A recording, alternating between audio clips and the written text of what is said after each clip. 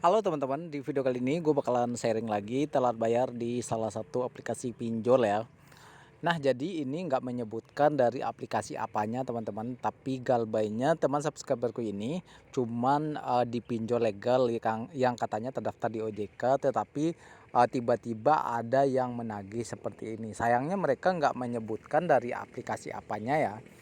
Dan ini sih katanya dia sudah tahu IP dari HP tersebut ya.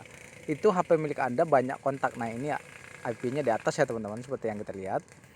Banyak kontak keluarga dan saudara, rekan-rekan Anda juga banyak itu. Sudah hubungi mereka minta tolong bantu cari dana talang untuk Anda bayarkan tagihan di Ada Kami.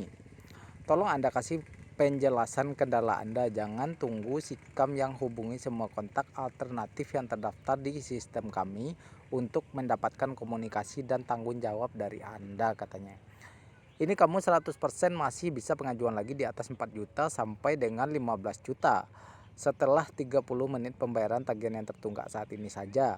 Tapi kenapa tidak dibayarkan sekarang? Tenor bisa 3 kali, 6 kali, 9 kali hingga 12 kali. Bisa pilih sesuai keinginan dan kemampuan. Artinya Ada Kami ini sudah kasih kebijakan dan kepercayaan. Jika belum ada dana, saya rasa kamu bisa pinjam dana talang ke saudara, teman, atau gadai sesuatu barang yang bisa digadai untuk bayar tagihan yang tertunggak saja saat ini. Setelah pembayaran bisa pengajuan lagi, lalu kamu bisa kembalikan dana talangan tersebut. Nah, jadi buat teman-teman yang juga telat di aplikasi pinjol Ada Kami, silahkan aja disimak videonya ya. Walaupun nggak semua debt collector cara nagihnya seperti ini, ya mungkin ada aja yang seperti ini yang mungkin juga kalian dapatkan ya. Jadi intinya DC-DC pinjol itu mereka nggak bakalan mendengarkan apapun alasan kalian ya, walaupun kalian dalam kesusahan, walaupun kalian emang udah habis-habisan membayar pinjol ya kan, mereka nggak mau tahu. Yang mau tahu itu di saat mereka menagih, kalian langsung melakukan pembayaran, guys. Di sini gue langsung balas utang, udah nggak mau ngutang lagi, kapok. Ya itu kan solusi dan saran bang. Kalau emang nggak mau solusi dan saran dari saya, ya abang bisa pakai cara abang sendiri yang intinya saya minta pembayarannya sekarang.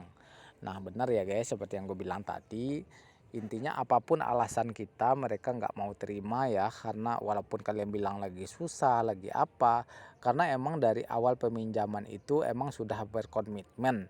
Nah, terkadang kondisi seseorang itu bisa berubah, apa karena mereka sakit, atau karena emang mereka sudah gali lubang tutup lubang, atau emang karena mereka sudah membayar pinjol tetapi nggak di ACC lagi.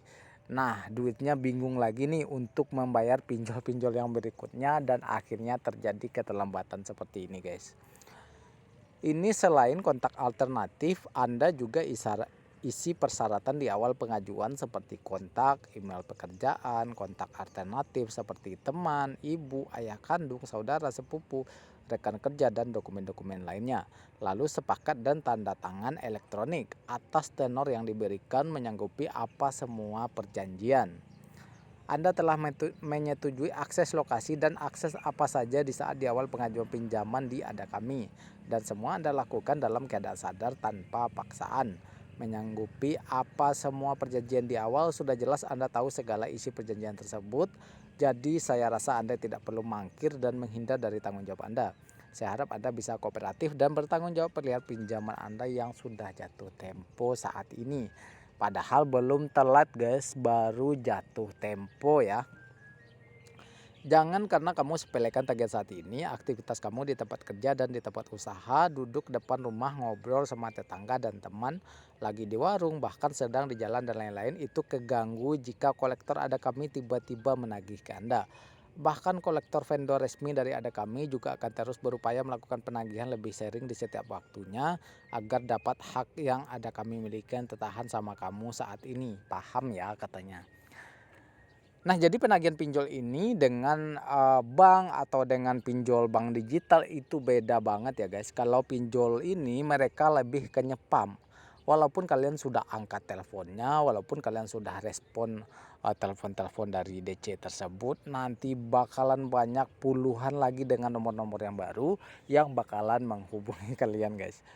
Padahal kalau telat bank paling cuma diingatin notif kayak gitu ya, atau sehari telepon 2 kali telepon dalam sehari kayak gitu. Tapi pinjol ini guys, ini untuk teror teleponnya itu nggak ada habis-habisnya, apalagi jika seminggu awal kalian telat. Udah paham terus kenapa nggak dibayar katanya, belum ada duitnya udah kere gara-gara bayar pinjaman online. Usaha tanggung jawabnya gimana katanya, sekarang belum bisa tanggung jawab udah pasrah. Ya abang minjem, abang yang make uangnya tanggung jawab bang, yakin mau main-main kamu persulit kerjaan saya sebagai DC atau kolektor ada kami. Apa kamu terima kalau kamu punya pekerjaan dipersulit sama orang lain?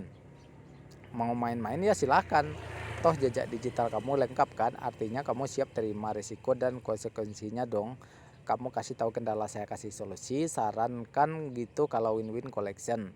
Tapi kalau mindset kamu udah salah dari awal pinjam, niat tidak kembalikan, yaitu yang harus kamu cari tahu dampak dan risikonya jika main-main sama hak orang lain.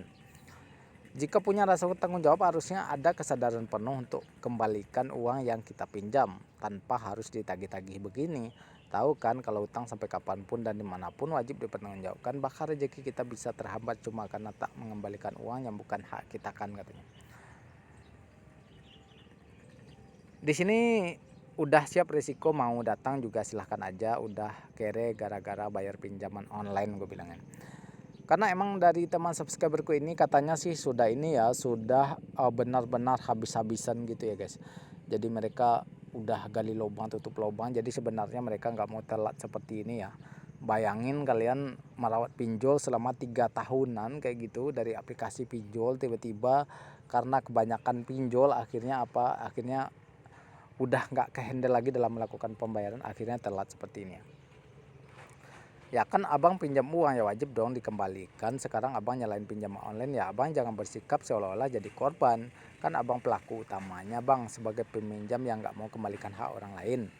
Anda orang kerja, saya juga orang kerja. Saya sudah berusaha profesional, hubungi Anda dengan sopan dan sesuai SOP. Saya tagih pinjaman Anda yang tertunggak, tolong komunikasinya, saling mengerti satu sama lain. Jangan ngegampangin utang, jangan kamu maksa saya untuk cari tentang kamu, tentang dimana kamu dan bagaimana kamu, seperti skip tracing. Harusnya kamu sendiri kasih komunikasi yang baik, kasih sikap tanggung jawab soal utang kamu yang tertunggak saat ini di aplikasi ada kami katanya. Di sini gue coba kasih pengertian kepada DC-nya ya. Kan selama ini bayar terus, baru kali ini nunggak apa kurang, udah tahunan lo bayar terus, emang baru pinjam langsung nunggak. Bang telat 1 jam aja statusnya telat bang, coba cek lagi chat saya dari awal, apa saya nggak sopan?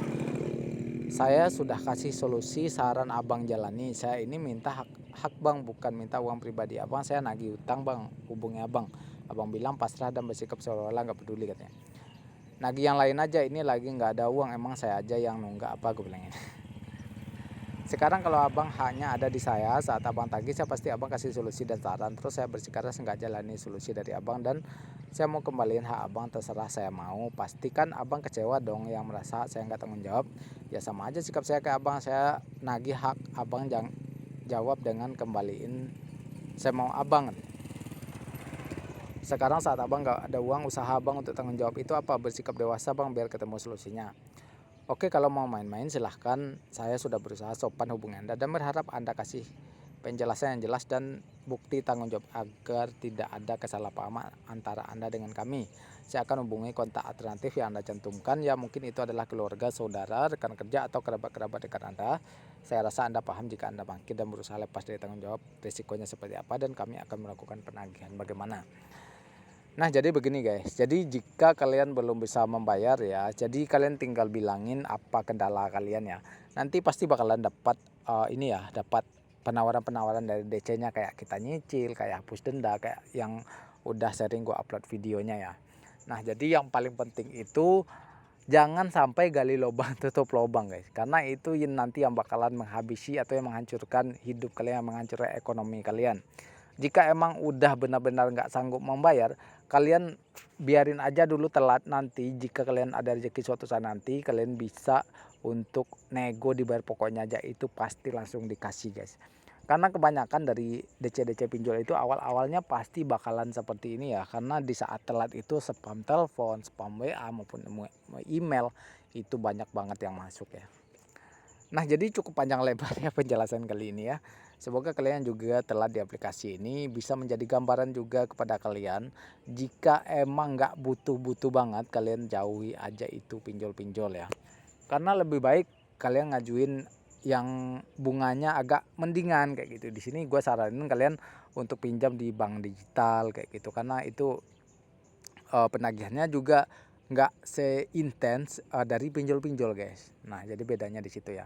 Jadi aplikasi ini sudah masuk dalam Slick OJK ya. Jadi jika kalian telah di aplikasi ini, nanti mau kalian pengajuan rumah atau pengajuan kredit bermotor kayak gitu, nanti KTP kalian bakalan kebaca di Slick, nunggak di aplikasi mana aja guys. Karena sekarang itu mereka saling terhubung ya. Nah itu aja dulu yang bisa gue bahas di video kali ini ya. Terima kasih sudah selalu menonton dan sampai jumpa.